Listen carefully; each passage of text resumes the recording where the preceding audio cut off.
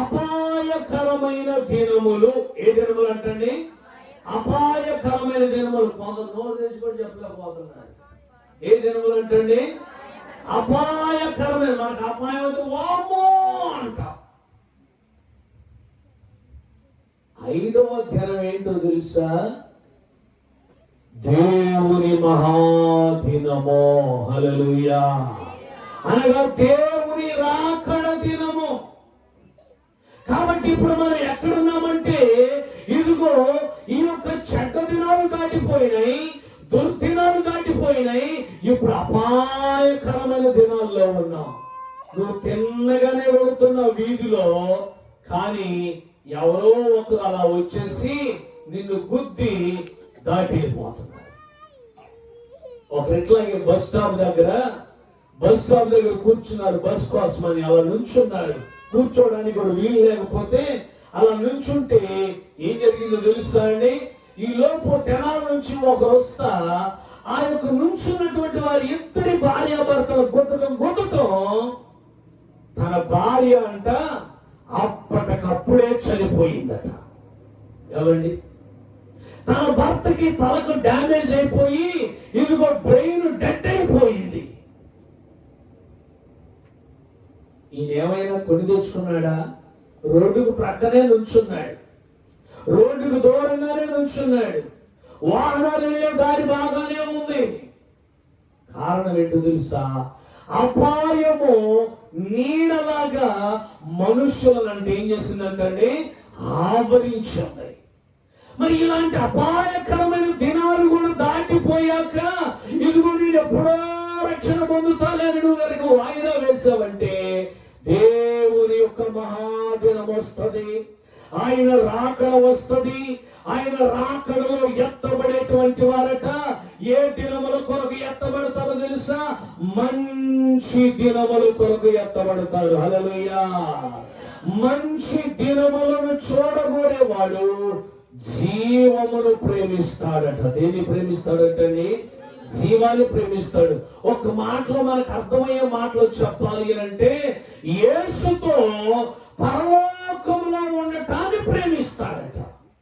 అది జీవాన్ని ప్రేమించటం అంటే. యేసుతో పరలోకములో ఉండే జీవితాన్ని ప్రేమిస్తాడట. ఇప్పుడు చెప్పు, నువ్వు దేన్ని ప్రేమిస్తున్నావు? ఈ లోకాన్ని ప్రేమిస్తున్నావా? ధనాన్ని ప్రేమిస్తున్నావా? ఆస్తిపాస్తులను ప్రేమిస్తున్నావా? అందచందాలను ప్రేమిస్తున్నావా? నీ కుటుంబాన్ని ప్రేమిస్తున్నావా? నీ భార్య బిడ్డలను ప్రేమిస్తున్నావా? నీకు కలిగినటువంటి ఇహలోక సంబంధమైన స్వాస్థ్యాన్ని నువ్వు ప్రేమిస్తున్నావా? లేకపోతే నిత్య నరకాగ్ని గుండము నుండి తప్పించగలిగినటువంటి సమర్థుడైన మహాదేవుడు అనబడిన రక్షకుడనే యేసును ప్రేమిస్తే ఈ పాటికే నువ్వు ఎప్పుడో నీ జీవితాన్ని ఏసైకించుండేవాడివి. ఈ పాటికే నువ్వు రక్షణ పొందుండే వ్యక్తివి. ఈ పాటికే నీవు, నీ కుటుంబం, నీ భార్య, నీ భర్త, నీ పిల్లలు, నీకు కలిగిన వారందరూ కూడా ప్రతి విధమైనటువంటి నామకార్థమైనటువంటి తలంపుల భక్తిలో నుండి విడుదల పొంది ఆ మహాదేవుడైన రక్షకుడని యేసుకు నీ జీవితాన్ని, నీ కుటుంబాన్ని ఇచ్చి, యేసయ్యా నేను, నా కుటుంబం, నా జీవితాంతం నీ కొరకు బ్రతికి నీతో పాటు మంచి దినాలు, దుఃఖము లేని దినాలు, ఏమండి ఆఖరి తప్పులు లేనటువంటి దినాలు, ఆ యొక్క వ్యాధి బాధలు లేనటువంటి దినములు, ఆ పరలోక రాజ్యములో నేనుండాలని కోరుకుంటున్నానయ్యా అని నీవు గనుక ఇప్పుడైనా, ఈ దినమైనా, ఈ క్షణమందైనా నీ జీవితాన్ని ప్రభువుకి ఇవ్వగలిగితేనట ఆయన ఖచ్చితంగా నేను ఏం చేస్తాడో తెలుసా? ఆ గొప్ప రక్షణ నీకు ఇచ్చి నిన్ను ఆ యొక్క నిత్య నరకాగ్ని నుండి తప్పిస్తాడు. అందుకని బైబిల్ గ్రంథం అంటాడు, ఒక్కరు కూడా నశించిపోవటం నీకు ఇష్టం లేక దేవుడనబడినటువంటి మహాదేవుడి మన పోలికలో మానవుడిగా ఈ భూలోకానికి వచ్చి నీ కొరకు, నా కొరకు నిత్య నరకాగ్ని నుండి తప్పించాలని సిలువలో తన ప్రాణాన్ని పెట్టాడు. ఏదో గుడ్ ఫ్రైడే జరపడం కాదు, ఏదో 40 దినాలు ఉపవాస ప్రార్థన చేయడం కాదు, నిజమైనటువంటి శిలువ మరణ పునరుత్థానాలను కలిగిన యేసును నీ జీవితంలో కలిగి ఉంటే, ఆయనకు నీ జీవితాన్ని అంకితం చేయగలిగితే నువ్వు తప్పించబడతా. లేకపోతే అది మహాదినము, అది మహాదినము. అప్పుడప్పుడు అంటూ ఉంటారు, ఎవరైనా ఏదైనా ఇష్టం కాని పని చేస్తేనంట వాళ్ళు ఏం చేస్తారు తెలుసా? అరే ఇప్పుడే నేను తాగపోసేసుకున్నారా? ఏం పోసేసుకున్నారట అంటే ఏంటి? దినం చేసేసా. ఒక అతనంట తల్లిదండ్రులు అంటే ఏం చేస్తారో తెలుసా? వారి కుమారుడి విషయం ఏం చేస్తారో తెలుసా అండి? ఆయనకి వారికి ఇష్టం లేని పని చేస్తాడని వీళ్ళు వెళ్ళట, వారి కుమారుడు బ్రతికొండగానే వెళ్ళి ఇదిగో ఆ యొక్క ఏమంటారు దాన్ని, మీకు అందరికి తెలియదు అనుకుంటా, తెలుసా? ఇప్పుడు ఏం పెడతారంట? అది పెట్టి ఆ యొక్క ఆహారాన్ని నదిలో వెళ్ళి కలుపుతున్నాడట ఆ యొక్క అస్థికలో. ఎంత భయంకరమైనటువంటి జీవితం తెలుసా? దినమనేటువంటిది మానవ జీవితానికి అపాయకరమైనది. అందుకని ఆయన మహాదినము నుండి, ఆ ఉగ్రత మహాదినము నుండి నువ్వు తప్పించుకొని పరలోక రాజ్యానికి వెళ్ళాలంటే ఆ మహారక్షకుడైన యేసునంట నువ్వేం చేయాలో తెలుసా? కలిగి ఉండి ఆయనను స్తుతించేటువంటి గుంపులో గనక నీవు ఉండగలిగినట్లయితే ఖచ్చితంగా నీవేం చేయబడతావు తెలుసా?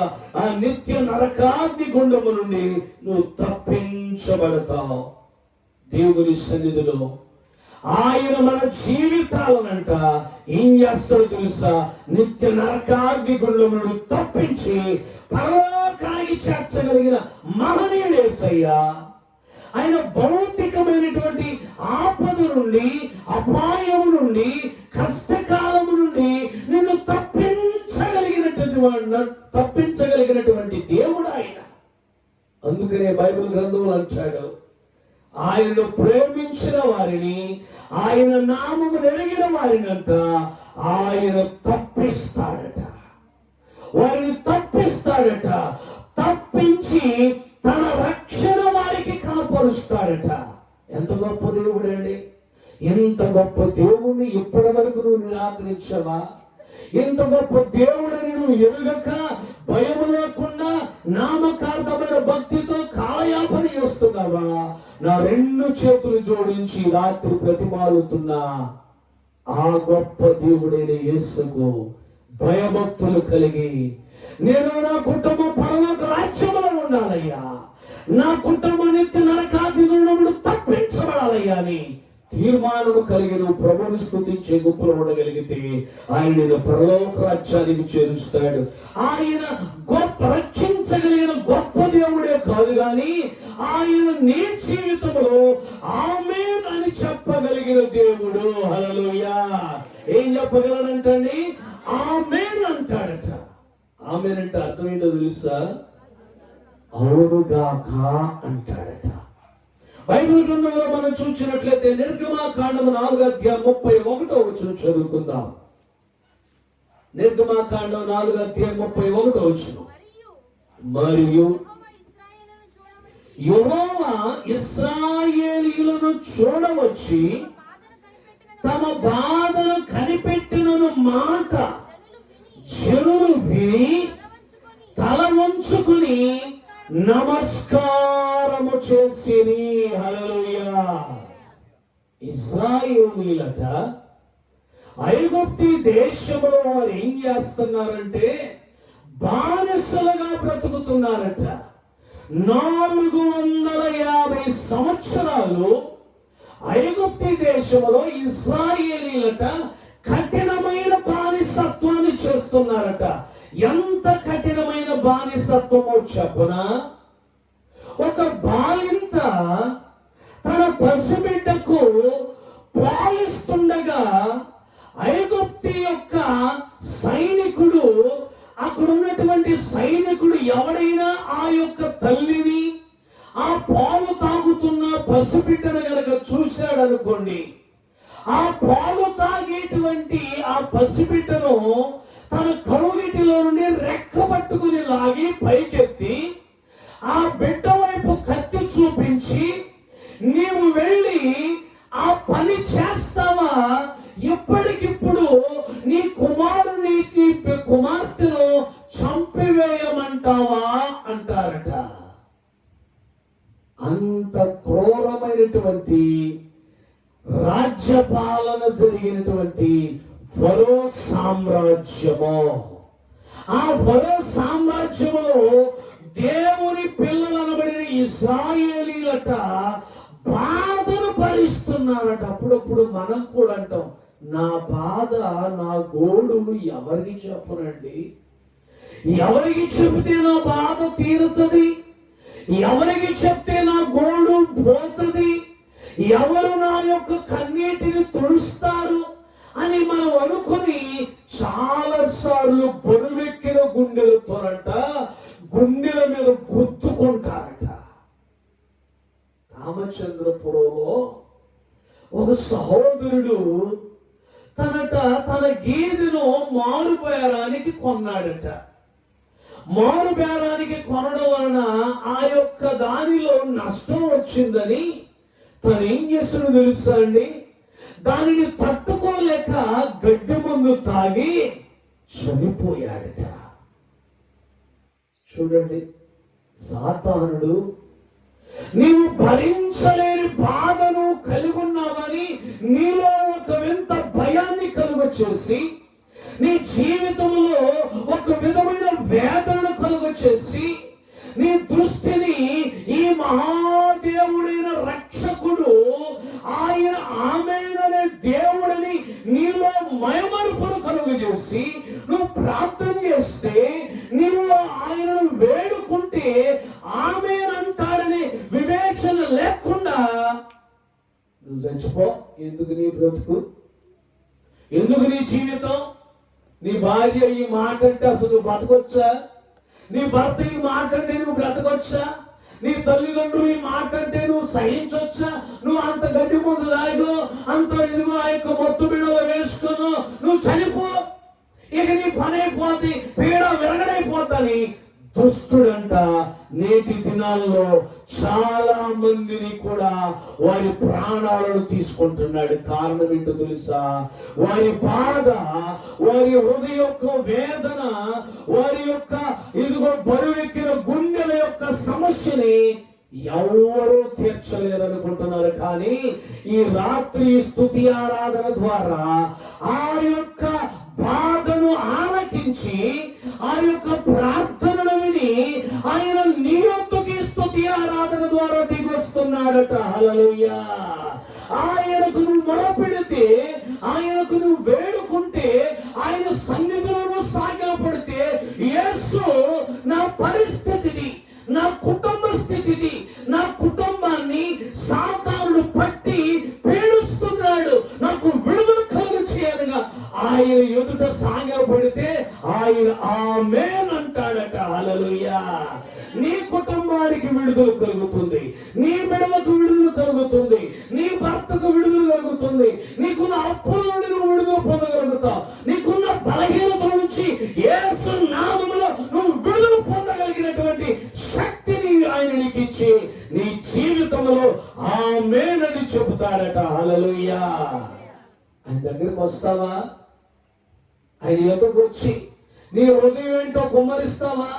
బైబిల్ గ్రంథంలో ఇలాంటి హృదయ వేదనలు కలిగినటువంటి వారు కోకొల్లల మంది భక్తులట యేసయ్య పాదాల చెంతకు వచ్చి సాగిలపడి, యేసు నా పరిస్థితినయ్యా, నేను బిడువలేని దానిగా నిందించబడుతున్నా, యేసు నా కుటుంబం అప్పులు పాలైపోయింది, అప్పుల వాడు వచ్చేసి నా బిడువును తీసుకువెళ్ళిపోతున్నాడయ్యా, యేసు నా కుమార్తెకు దయ్యం పట్టింది, ఇదిగో బలహీనులైపోతుంది, నా కుమార్తెను చంపేస్తుందయ్యా, కనికరించమంటే ఏ ఒక్కరిని కూడా యేసు ప్రభు నా వల్ల కాదని గాని, నువ్వంటే నాకు ఇష్టము లేదని గాని, నేను చేయనని గాని యేసు ప్రభు ఎప్పుడూ చెప్పలేదండి. చప్పట్లు కొడి దేవుడు వైపడదామా? ఆయన జాలి కలిగిన దేవుడు, ఆయన ప్రేమ కలిగినటువంటి దేవుడు. నువ్వు ఎంత ఎంత బరువెక్కిన గుండెలతో ఆయన పాదాల దగ్గరకు వస్తే ఆయన నీ ప్రార్థనను విని ఆమేనని చెప్పి ఆ బాధ నుండి బయటకు తీసుకొస్తాడట. ఇశ్రాయేలీయులు 450 సంవత్సరాలు బాధపడ్డారంటండి. మనకున్న జీవితంలో ఎన్ని సంవత్సరాలు బాధపడుతున్నామమ్మా? ఎన్ని సంవత్సరాలు బాధపడుతున్నామా? మహా అయితే ఒక 5 సంవత్సరాలేమో, మహా అయితే ఒక 10 సంవత్సరాలేమో, మహా అయితే ఒక 20 సంవత్సరాలేమో, మహా అయితే 2 సంవత్సరాలేమో. నువ్వు తట్టుకోలేకపోతున్నావేమో. ఈ రాత్రి ఈ గొప్ప మహాదేవుడు అనబడిన యేసయ్య పాదాల చెంతను సాగిలపడితే he will definitely deliver you out of all kinds of struggles. ప్రతి వేదనలో నుండి ఆయన నిన్ను విడుదల చేస్తాడు. ఆయన దగ్గరకు వచ్చి సాగిలపడదామా? నీ సమస్యకు పరిష్కారం లేదనుకొని ప్రాణాలు తీసుకోవాలనుకుంటున్నావా? ప్రియ సహోదరి సహోదరుడా, యేసయ్య నామములో నిన్ను ప్రతిమాలుతున్నా నువ్వు ప్రాణాలు తీసుకోవాల్సిన అవసరం లేదు.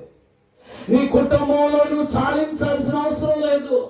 నీ భర్త ఏదో, నీ భార్య ఏదో, నీ పిల్లలు ఏదో, నీ తల్లిదండ్రులు ఏదో మాట అన్నారని నీ ప్రాణానికి అఘాయిత్యంగా పాల్పడాల్సిన అవసరం లేదు.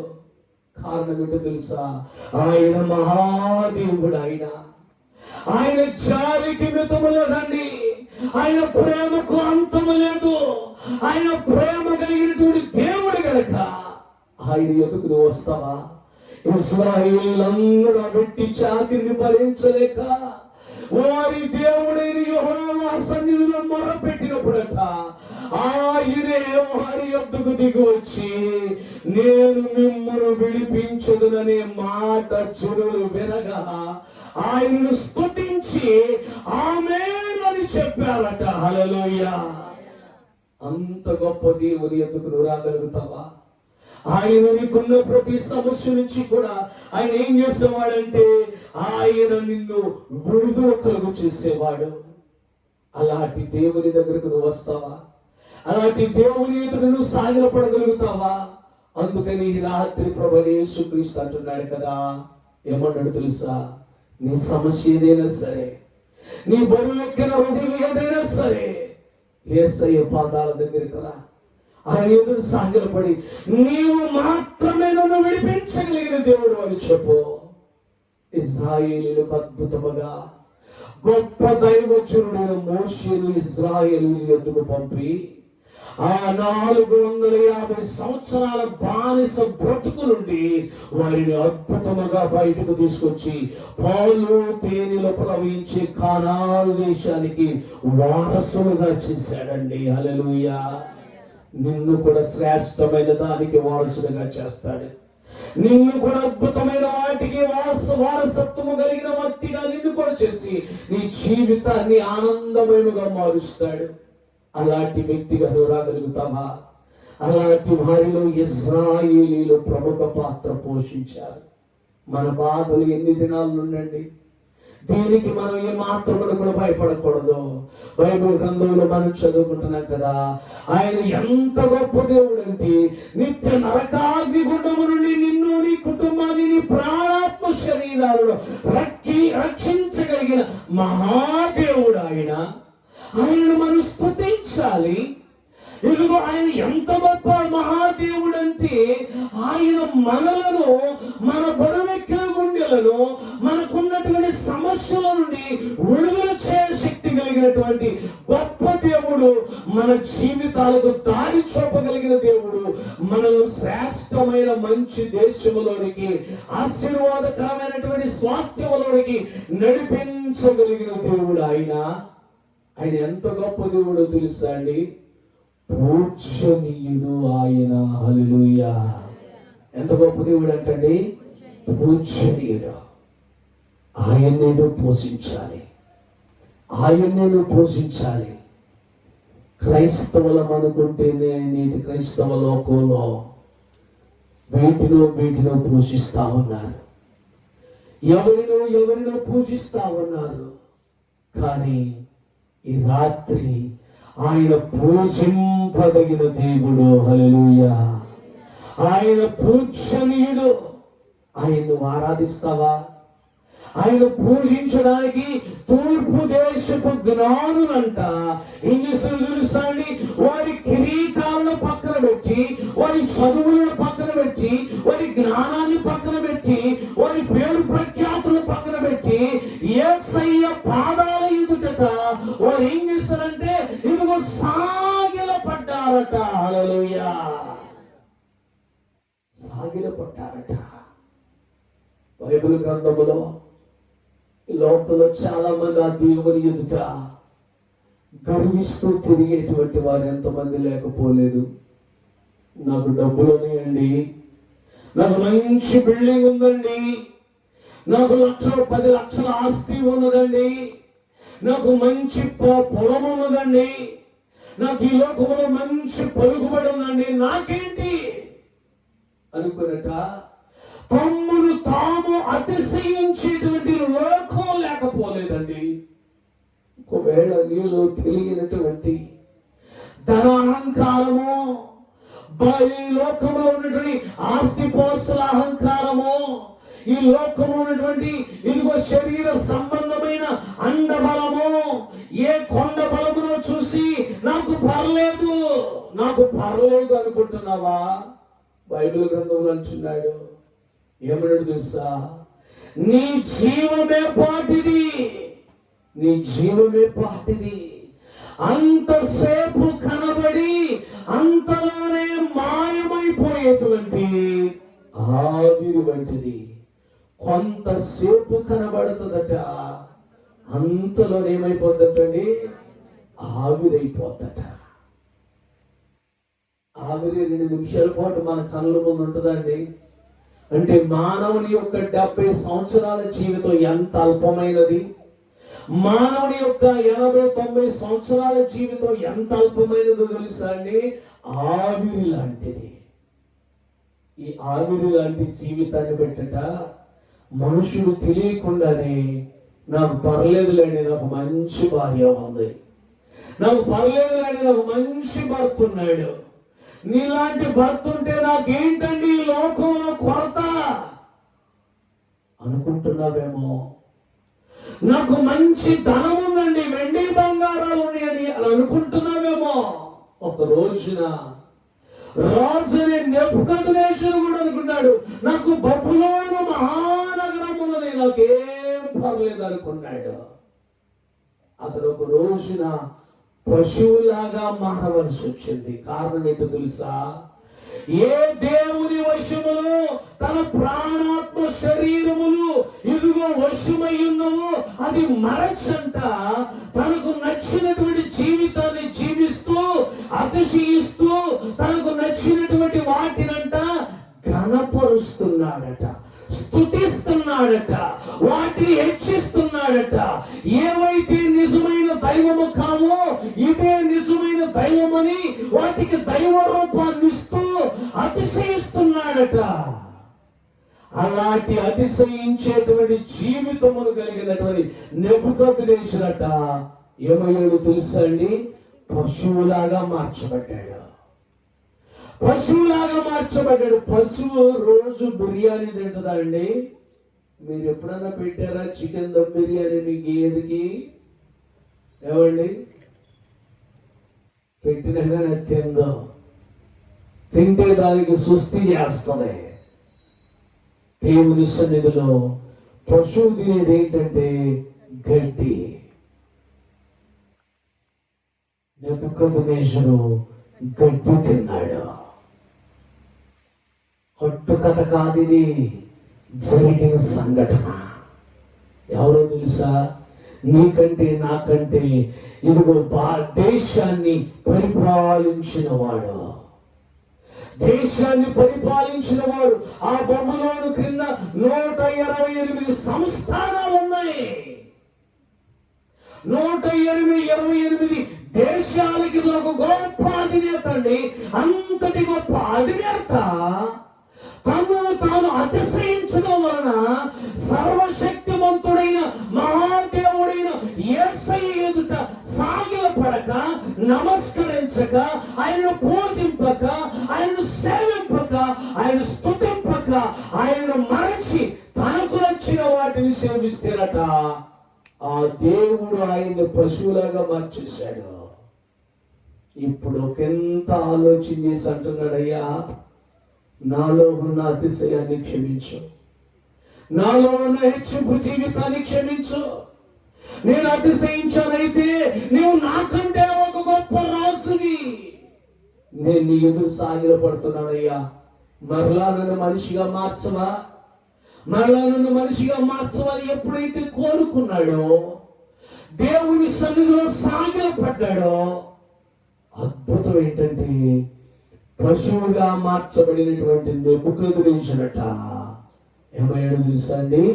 మరలా మనిషిగా మార్చబడ్డాడు. హల్లెలూయా.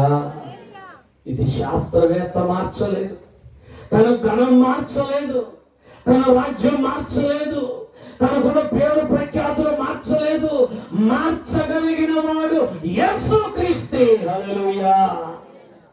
నీలో ఉన్న అతిశయాన్ని బట్టి నీవేం నష్టపోతున్నావో, ఏ ప్రతికూల పరిస్థితులు నీ యొద్దకు దాపరించున్నాయో, ఏ ఆటంకాలు అడ్డుబండలు నీ యొద్దకు వచ్చాయో, ప్రభు ఎదురు సాగిలపడి దేవా నేను ఫలానా విషయంలో అతిశయించానయ్యా, నిన్ను మరచి నిన్ను స్తుతించక నన్ను నేను గణపరుచుకున్నా, నాకు ఆస్తి ఉందని విరవీగానయ్యా, నన్ను క్షమించయ్యా. నీవు నాకున్న సమస్తము కంటే నీవే గొప్ప దేవుడు, నా సృష్టికర్తవయ్యా. నీ ఎదుట నా జీవితాన్ని అప్పగిస్తున్నా అని నువ్వు కోరుకుంటావా? ఆ నెబుకద్నెజరు కోరుకున్నాడు, అతని జీవితాన్ని ఆశీర్వాదకరంగా మార్చాడు. అందుకని బైబిల్ గ్రంథంలో అంటాడు కదా, చదవండి పరిశుద్ధ గ్రంథంలోని సామెతల గ్రంథం 3వ అధ్యాయం 6వ వచనం చదవండి. సామెతల గ్రంథం 3వ అధ్యాయం. నీ ప్రవర్తనంతటి యందు ఆయన అధికారమునకు ఒప్పుకొనుము, అప్పుడు ఆయన నీ త్రోవలను సరళము చెయ్యను. నెబుకద్నెజరు తన ప్రవర్తన అంతటిని కొరకు ఏం చేశాడంటే మహాదేవుడైన యేసయ్య అధికారానికి అప్పగించుకున్నాడు. నీ జీవితాన్ని ఆ సృష్టికర్త, ఆ మహాదేవుడు, నీ పరిస్థితులను మార్చగలిగిన దేవుడు, నీ త్రోవలను సరళం చేయగలిగిన దేవుడు, నీ మార్గములను సరళం చేయగలిగినటువంటి యేసయ్య ఎదుట అప్పగిస్తే, సమ్మతింపజేస్తే ఆయన మార్చేస్తాడు. నెబుకద్నెజరు అప్పగించుకున్నాడు తన ప్రవర్తన అంతటిని, యేసయ్య అధికారానికి అప్పగించుకున్నాడు. దేవుడు ఆయనకి త్రోహం ఇచ్చాడు. ఏంటో తెలుసా అండి? మరలా మనిషిగా తన రాజ్యంలో ప్రవేశించే భాగ్యాన్ని ఇచ్చాడు. హల్లెలూయా. నీ కొడి స్తుతి ఆరాధన ద్వారా నీ కుటుంబ స్థితిగతులను మార్చడానికి ఈ అవకాశం ఇచ్చాడు. నీ తోసేస్తావా? నేను ఎట్టున్నా పర్లేదులే, నా బిడ్డలు ఎట్టున్నా పర్లేదులేని గుడ్డిగా నీలో నీవే అతిశయించుకుంటూ నాకంటే గొప్పవారు ఎవరున్నారని దేవుని సందులో అలాగే గుడ్డిగా వెళ్ళిపోయి నష్టపోయే కంటే నీ ప్రవర్తన అంతటి మీద ఏ దేవుని వశములో మానవుని యొక్క సకల ప్రాణాత్మ శరీరాలు ఆయన అధికారములో ఉన్నాయో ఆయనే అల్టిమేట్ సుప్రీం అని గుర్తించి, ఆయనే చిట్ట చివరి గొప్ప అధికారిని గుర్తించి నువ్వు తల వంచగలుగుతావా? నీ శిరస్సు వంచగలుగుతావా? నీ కుటుంబాన్ని లోపరచగలుగుతావా? దేవుడు నీ ముళ్ళ బాటను ఆయన ఆశీర్వాదకరమైన బాటగా మారుస్తాడు. హల్లెలూయా. ఆయన నీ యొక్క మూయబడిన ద్వారమును నీ కొరకు తెరవబడిన ద్వారముగా ఆయన కార్యాలు జరిగిస్తాడు. ఆయన మార్చగలడేమైనా సరే. అలాంటి దేవుని ఎదుట నీ జీవితాన్ని ఆయనకు అప్పగించుకొని, ప్రభువా ఈ స్తుతి ఆరాధన ద్వారా నీవు మహాదేవుడవని, నన్ను రక్షించేవాడు, ఆ నిత్య నరకాగ్ని గుండమును తప్పించే దేవుడు అని నేను ఎరిగానయ్యా. ఈ రోజే నా జీవితానికి ఇస్తా, నా బిడ్డల జీవితానికి ఇస్తా, నా భర్త జీవితానికి ఇస్తా, నేను రక్షణ పొందుతానయ్యా, ఆ నరకులను తప్పించమని పరలోక రాజ్యానికి నేను వస్తానయ్యా అని ఉన్న పాళంగా కూర్చొని తీర్మానించుకుంటావా? నువ్వు ధన్యుడవుతావు. ఆ మహాదేవుని రక్షణ పొందుకొని పరలోక రాజ్య సంబంధం కాగలుగుతావు. ఆయన మహాదేవుడు ఎందుకు అనంటే, ఆయన నువ్వు చేసే ప్రతి ప్రార్థన, నీ యొక్క బరువెక్కిన గుండెల యొక్క బాధని తీర్చడానికి ఈ రాత్రి నువ్వు ప్రార్థన చేస్తే నీ ప్రార్థనలకు ఆయన ఆమేన్ అని పలికే దేవుడు. ఆయన ఆమేన్ అంటాడు. ఆయన జవాబు నీకు దొరుకుతుంది. నీవు జవాబు పొంది విడుదల పొందగలుగుతావు. ఆ గొప్ప ఆమేన్ అనే దేవుడు నా ప్రార్థన ఆలకించాలి, నా బరువెక్కిన గుండెలను తేలిక చేయాలని ఆయన ఎదుట నోరు తొలిసి మనసు మెప్పి గుండె మెప్పి ఆయన సన్నిధిలో కుమ్మరించినట్లయితే ఆయన ఆమేన్ అనే మహాదేవుడు. ఆయన నీ జీవితంలో ఆయన మహాదేవుడు ఎందుకు అనంటే, ఆయన పూజనీయుడు. ఆయన ఎదుట నువ్వు తల వంచి ఇప్పుడు దాకా తలెత్తుకుని అతిశయించవేమో, నాకు ఇది ఉందిలే అది ఉందిలే అని అతిశయించవేమో. అయ్యా, నేను ఒట్టి వాడనయ్యా, నేను బలహీనుడు, చేతగాని వాడను. నా ఖండబలము, కొండబలము, ధనబలము, జ్ఞానబలము, ఐశ్వర్య బలము నాకు ఏమున్నా కానీ మేల పరిచయమయ్యా. నీ అధికారం ఎదుట నీవు నాకు కావాలయ్యా.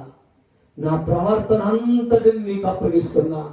నీ గొప్ప కార్యం నేను చూడాలయ్యా అని నీవు కనుక కోరుకున్నట్లయితే ఈ రాత్రి లేచి నిలబడి ప్రభు సన్నిధిలో నీవు మహాదేవుడవైన నా యేసయ్యమయ్యా అని ఆయనకు నువ్వు ప్రార్థన చేయి. ఆయన మహాదేవుని కార్యాలను బట్టి నువ్వు స్తుతించు. నీ జీవితంలో గొప్ప కార్యములు జరుగునుగాక. ఆమేన్. అందరూ కూడా లేచి నిలబడదాం. అందరూ కూడా లేచి నిలబడతాం. దేవుని సన్నిధిలో 2 నిమిషాలు నువ్వు ప్రార్థన చేయి. 2 నిమిషాలు. నేను ఎక్కువ సమయం ఇవ్వట్లేదు. 2 నిమిషాలు నువ్వు ప్రార్థన చేయి. ప్రభు సన్నిధిలో, దేవా, నువ్వు మహాదేవుడమైనటువంటి నా గొప్ప యేసయ్య తండ్రి, నేను రక్షణ పొందాలయ్యా. నా బిడ్డల రక్షణ పొందాలనైనా, నా కుటుంబం రక్షణ పొందాలి ప్రభువా, నా కుటుంబం రక్షణ పొందాలనైనా అని ప్రభు సన్నిధిలో ప్రార్థన చేస్తావా? ప్రతి ఒక్కరు కూడా ప్రభు సన్నిధిలో కనులు మూసుకుని అటు ఇటు చూడదు. ఎవరు కూడా అటు ఇటు చూడదు. తల్లో పైకి, తల్లో దేవుని వైపు చూపండి. కళ్ళు మూసుకొని చేతులు పైకి ఎత్తండి. ఆయన నీ ప్రార్థనలు విని ఆమేన్ అని చెప్పగలిగిన దేవుడు ఆయన. ఆమేన్ అని చెప్పే దేవుడు ఆయన. ఆమె నీ చేతులు పైకెత్తు ప్రభు సన్నిధిలో. నీ చేతులు పైకెత్తు. దేవుడు చూస్తాడు నువ్వు చేతులు ఎత్తుతున్నావో లేదో. బరువెక్కిన గుండెలతో నువ్వు వచ్చావా లేదా ఆయన చూస్తున్నాడండి. బరువెక్కిన గుండెలతో ఆయన నిన్ను చూస్తున్నాడు. ఆయన నిన్ను చూస్తున్నాడు ప్రభు సన్నిధిలో. ప్రభువా, ఈ రాత్రి నా భర్త విషయమే నా గుండె బరువెక్కిందయ్యా. నా భార్య విషయమే నా గుండె బరువెక్కింది ప్రభువా. నా బిడ్డల విషయమే నా గుండె బరువెక్కింది నాయనా. అయ్యా, నా ప్రార్థన ఆలకించు ప్రభువా.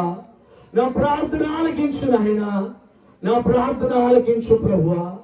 అయ్యా, నా ప్రార్థనకు జవాబు రాత్రి కలగాలయ్యా. ఈ స్తుతి ఆరాధన ద్వారా నువ్వు ఇస్తున్నందుకు కొందనాలు ప్రభువా. అయ్యా, ఈ రాత్రి ప్రభువా, నేను నీ ఎదురు సాగిలు పడుతున్నాను. నా ప్రవర్తన అంతటిని నీ అధికారానికి అప్పగించుకుంటున్నానయ్యా. నా కుటుంబాలను ప్రభువా, నేను ఇప్పటి వరకు తెలియకను నా మీద గొప్ప దేవుడు అని, మహాదేవుడు అని, సృష్టికర్త అని, రక్షకుడు అని, ప్రార్థనలకు జవాబిచ్చే దేవుడు అని నేను ఎరుగక, నాకు డబ్బులునే లే, నాకు బలముందు లేనుకోడు ప్రభువా, అతిశయించి కాలయాపన చేశానయ్యా. నా సమస్యలు నా నుండి విడిచి వెళ్ళిపోవట్లేదు ప్రభువా. నా త్రోవను సరళం చేపట్టలేదయ్యా. నా ముళ్ళ పూలబాటగా మార్చబట్టలేదు ప్రభువా. మార్చబడటానికి రాత్రి నేను నిన్ను స్తుతిస్తానయ్యా, నిన్ను ఘనపరుస్తాను ప్రభువా. నా జీవితాన్ని అప్పగిస్తానని హృదయపూర్వకంగా హృదయంలో చేసుకుని ప్రభుని స్తుతించు. ప్రభుని స్తుతించు. దేవా, నీ కొందనాలు. నా ప్రార్థనకు జవాబిచ్చు. ఆమేన్ అనే దేవుడా, నీ కొందనాలు ప్రభువా. నన్ను రక్షించి పరలోకమును చేర్చు మహాదేవుడా, నీ కొందనాలు ప్రభువా. పూజనీయుడా, నీ కొందనాలు. నీకే సాగిలు పడతారు ప్రభువా. నీకే వందనాలు చెల్లిస్తున్నాను నాయనా. మా గ్రామాన్ని బట్టి మీ కొందనాలు నాయనా. మా గ్రామాధికారులను బట్టి మీ కొందనాలు ప్రభువా. మా గ్రామ ప్రజలను బట్టి మీ కొందనాలు నాయనా. మా గ్రామంలో ఉన్న క్రైస్తవ కుటుంబాలను బట్టి మీ కొందనాలు. క్రైస్తవేత్తరులను బట్టి మీ కొందనాలు ప్రభువా. మా గ్రామంలో ఉన్నటువంటి సంఘాలను బట్టి మీ వందనాలు. సంఘ కాపురులు వారి కుటుంబాలను బట్టి మీకు వందనాలు. మా దేశాన్ని బట్టి మీకు వందనాలు ప్రభువా. మా దేశంలో క్రైస్తవేత్తరుల కుటుంబాలను బట్టి మీకు వందనాలు. మా దేశ అధికారులను బట్టి మీకు వందనాలు. మా రాష్ట్ర అధికారులను బట్టి మీకు వందనాలు. మా రాష్ట్రంలో క్రైస్తవేత్తరుల కుటుంబాలను బట్టి మీకు వందనాలు. ఈ లైవ్ లో వీక్షిస్తున్న ప్రతి క్రైస్తవ కుటుంబాన్ని బట్టి మీకు వందనాలు అయినా. ఇదిగో క్రైస్తవేత్తర కుటుంబాలను బట్టి కూడా మీకు వందనాలు. తండ్రి కుమార పరిశుద్ధాత్మ నామములో ప్రతి ఒక్కరి ముళ్ళ బాట పూల బాటగా మార్చుతున్నందుకు నీకే మహిమ కలుగును గాక. నీకే వందనాలు చెల్లిస్తున్నాం అయ్యా. ఈ స్తుతి ఆరాధన ఏర్పాటు చేసిన కోటేశ్వరరావు గారు వారి కుటుంబాన్ని బట్టి మీకు వందనాలు అయినా.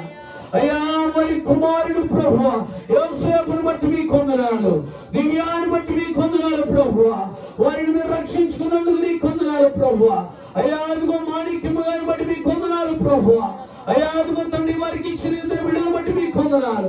ఆశ్రిత ఆరాధన బట్టి మీకు వందనాలు ఆయన. ఈ గృహ సువార్త కోరికను ప్రభా, ఈ గృహ స్తుతి కోరికను మీరు ఎంతో చేకరముగా జరిగించారు నాయన.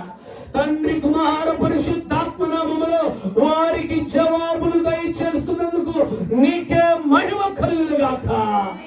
నీకే వందనాలు చెల్లిస్తున్నా ప్రభువా. దివ్య తల్లిదండ్రులను బట్టి మీకు వందనాలు ప్రభువా. వారి యొక్క రక్త సంబంధికులందరూ పట్టుకొని మీకు వందనాలు. ఇదిగో వారి ఆహ్వానం మేరకు ఇదిగో దూర ప్రాంతముల నుండి వచ్చిన వారి బంధుమిత్రాదులందరూ పెట్టుకొని నీకు వందనాలు నాయన. మీరు ఇస్తున్న విడుదలకై నీకు వందనాలు ప్రభువా. ఇరుగు పొరుగు వారిని బట్టి మీకు వందనాలు నాయన. వారి పిలుపు మేరకునైనా వచ్చిన ప్రతి ఒక్క బిడ్డలు బట్టి మీకు వందనాలు నాయన. మీకే స్తుతులు చెల్లిస్తున్నాం ప్రభువా. నువ్వు చేస్తున్న గొప్ప కార్యాలను బట్టి మీకు వందనాలు. తెచ్చిన సంఘ బిడ్డలను బట్టి నీకు వందనాలు. గర్భఫలాలు లేని వారికి గర్భఫలాలు ఇస్తున్నందుకు వందనాలు. అప్పులతో ఉన్న వారిని అప్పుల నుంచి విడుదలిస్తున్నందుకు వందనాలు. ఇదిగో ఉద్యోగాలు లేని వారికి ఉద్యోగాలు ఇస్తున్నందుకు వందనాలు. ఇదిగో రోగులను స్వస్థపరుస్తున్నందుకు వందనాలు ప్రభువా. అయ్యా సమస్యలతో పదవికి గుండెలతో బాధపడుతున్న వారికి విడుదలిస్తున్నందుకే నీకు వందనాలు ప్రభువా. నీకే వందనాలు చెల్లిస్తున్న ప్రభువా. సంఘములకు మీరు ఇచ్చిన దర్శనాన్ని బట్టి మీకు వందనాలు నాయన. గడిచిన దినములు మీరు జరిగించిన స్తుతి ఆరాధనలకే నీకు వందనాలు. తెచ్చిన సంఘ బిడ్డలు వారి కుటుంబాలన్నిటిని బట్టి మీకు వందనాలు ప్రభువా. మీ దాసుని కుటుంబాన్ని బట్టి మీకు వందనాలు. మీరు ఇచ్చిన పరిచర్యకై నీకు వందనాలు నాయన. సమస్తమును బట్టి మీకే స్తుతులు స్తోత్రాలు చెల్లిస్తూ వితిన మాటలు బిడ్డల హృదయాల్లో నీరు కట్టి ఫలింపు చేస్తున్నందుకు కూడా మీకే కోట్ల స్తుతులు చెల్లిస్తూ సమస్త మహిమ ఘనత మీరే పొందుకోవాలి. యేసు పరిశుద్ధ నామమున స్తుతించి అడిగి వేడుకొని పొంది ఉన్నాము తండ్రి. ఆమేన్. పరలోకమందున మా తండ్రి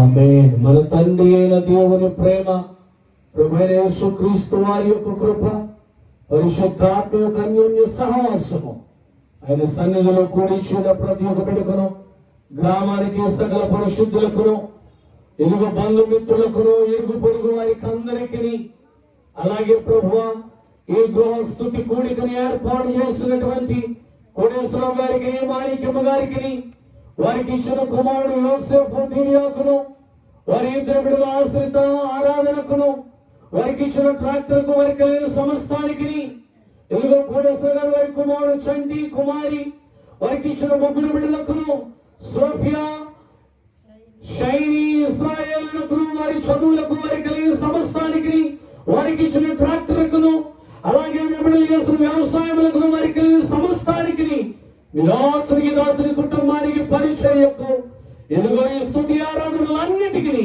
సదాకాలం మీరు తోడై ఉండి మీ నామమును మీరు కనపరుచుకొని ప్రతి ఒక్కరి యొక్క ప్రార్థన అవసరతలను, ప్రతి సమస్యలను విడిపించి మీరు మాత్రమే మహిమ పొంది నీ ఘనమైన కార్యములు జరిగించునుగాక.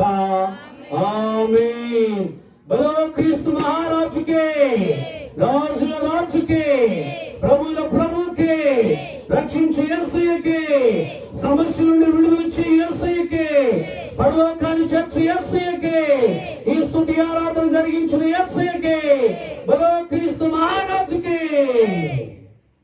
మీ అందరికీ వందనాలండి.